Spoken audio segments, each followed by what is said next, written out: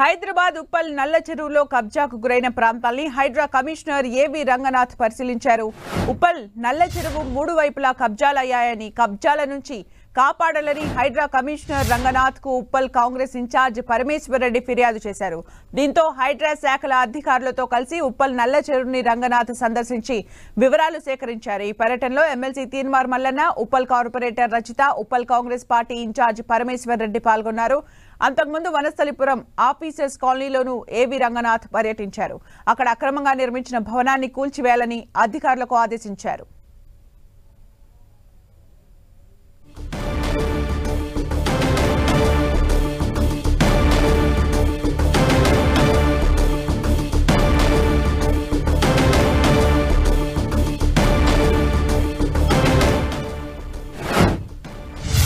Latest updates మా ప్రతినిధి రాముడు అందిస్తారు. రాముడు, హైదరాబాద్ నగరంలోని ప్రత్యేకంగా చెరువుల రక్షణపై హైడ్రా ఫోకస్ చేసింది. వివిధ ప్రాంతాల్లో ఈ రోజు హైడ్రా కమిషనర్ ఏవి రంగనాథ్ పరిశీలించారు.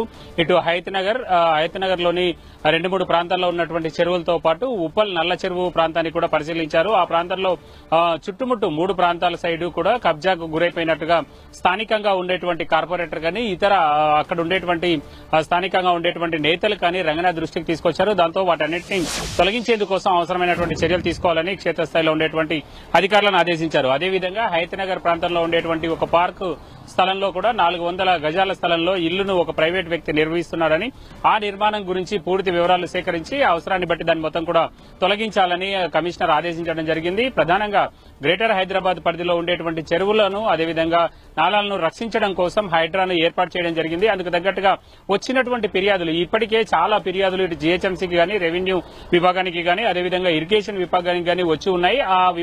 ఆ ఫిర్యాదులన్నింటినీ కూడా క్రోడీకరిస్తూ అవసరమైనటువంటి చర్యలు తీసుకుంటున్నారు. అంతేకాకుండా ఇప్పటికే గడిచినటువంటి 15-20 రోజులుగా వివిధ ప్రాంతాల్లో కూల్చివేతలు చేస్తున్నటువంటి నేపథ్యంలో ప్రతి అంశాన్ని, తమ దృష్టిలో ఉండేటువంటి ప్రతి అంశం పైన సూక్ష్మంగా అధికారులు పరిశీలించి అన్ని వివరాలు చూసిన తర్వాత వాటిని కూల్చుతున్నారు. అయితే ఈ నేపథ్యంలోనే పెద్ద ఎత్తున ఫిర్యాదులు వస్తున్నాయి. ప్రతిరోజు 40-50 ఫిర్యాదులు తమకు అందుతున్నట్టుగా నిన్న మీడియాతో మాట్లాడుతూ ఏవి రంగనాథ్ కమిషనర్ చెప్పడం జరిగింది.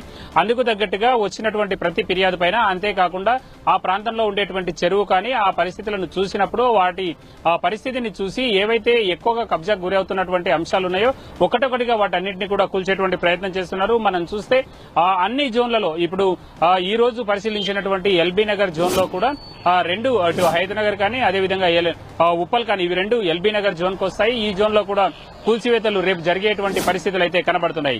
ఇటు ఖైరతాబాద్ జోన్ లో, అదేవిధంగా చార్మినార్ జోన్ లో ఇట్లా వేరువేరుగా ఎక్కడికక్కడ ఆయా జోన్ల పరిధిలో జీహెచ్ఎంసీకి సంబంధించినటువంటి జోన్ల పరిధిలో కూల్చివేతలు చేస్తున్నటువంటి పరిస్థితి ఉంది. ముఖ్యంగా మనం చూస్తే చెరువు స్థలాలపైన ఎక్కువగా ఫోకస్ చేశారు.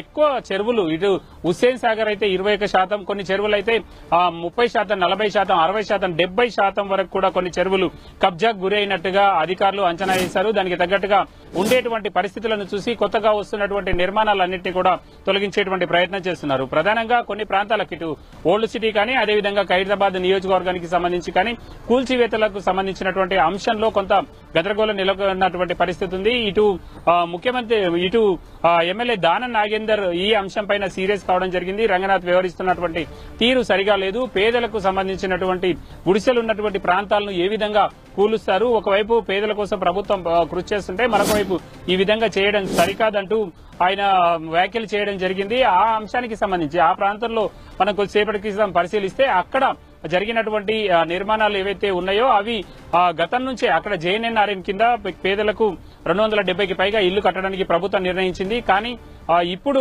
వచ్చి వాటిని కూలుస్తున్నారు. అక్కడ ఏదైతే గ్రీన్ బెల్ట్ ఉందో గ్రీనరీ కోసం, పార్క్ కోసం వదిలేశారో అక్కడ అవసరమైనటువంటి చర్యలు తీసుకోవాలి. కానీ ప్రైవేటు వ్యక్తులు ఏ విధంగా అక్కడ కాంపౌండ్ వాల్ నిర్మిస్తున్నారు, ప్రైవేట్ వ్యక్తులు కాకుండా జీహెచ్ఎంసీ నిర్మించాలని కూడా ఎమ్మెల్యే దానం నాగేందర్ చెప్తున్నటువంటి పరిస్థితి ఉంది. మొత్తంగా చూసినప్పుడు ఒకవైపు హైడ్రా అయితే స్పీడ్ పెంచింది అక్రమ నిర్మాణాల కూల్చివేత విషయంలో, మరొక వైపు కొన్ని ప్రాంతాల నుంచి అయితే ప్రజాప్రతినిధుల నుంచి అదేవిధంగా స్థానికంగా ఉండేటువంటి పబ్లిక్ నుంచి అయితే కొంత వ్యతిరేకత అయితే కనబడుతుంది. ఏది ఏమైనా కూడా చెరువుల రక్షణ కోసం పార్కులు అదేవిధంగా ప్రభుత్వ స్థలాలతో పాటు నాలాలు అంటే రాముడు ఇప్పటి వరకు హైడ్రా అయితే దూకుడు పెంచిన సిచ్యువేషన్ మనకు కనిపిస్తూనే ఉంది. ఎన్ని టీమ్స్ గా హైడ్రా పనులు ప్రారంభించింది. ఎట్ ద సేమ్ టైం అంటే కంప్లైంట్స్ రూపంలోనే జరుగుతోందా, ఏవైనా సర్వేస్ కూడా చేయడం జరుగుతోందా?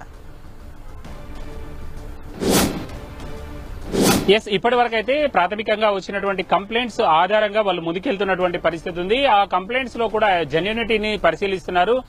ఎక్కడి వరకు బఫర్ జోన్ ఉంది, ఎక్కడి వరకు FTL ఉంది, ఈ అన్నింటినీ కూడా చూస్తున్నారు. నిర్మాణం బఫర్ జోన్ లో ఉందా, అదేవిధంగా FTL లో ఉందా, ఈ రెండింటిలో ఏ దాంట్లో ఉన్నా పూర్తిగా కూల్చేటువంటి అవకాశం ఉంది. వీటికి నోటీసులు కూడా ఇవ్వాల్సిన అవసరం లేదన్నట్టుగా అధికారులు చెప్తున్నటువంటి పరిస్థితి ఉంది. ముఖ్యంగా వీటిని పరిశీలించడం కోసం కొద్దిమంది అంటే ఇటు టౌన్ ప్లానింగ్ కానీ, అదేవిధంగా ఇంజనీరింగ్ కానీ, వీళ్ళతో పాటు రెవెన్యూ, వారితో పాటు ఇరిగేషన్ కు సంబంధించినటువంటి అధికారులతో ప్రత్యేకంగా టీములు ఏర్పాటు చేశారు.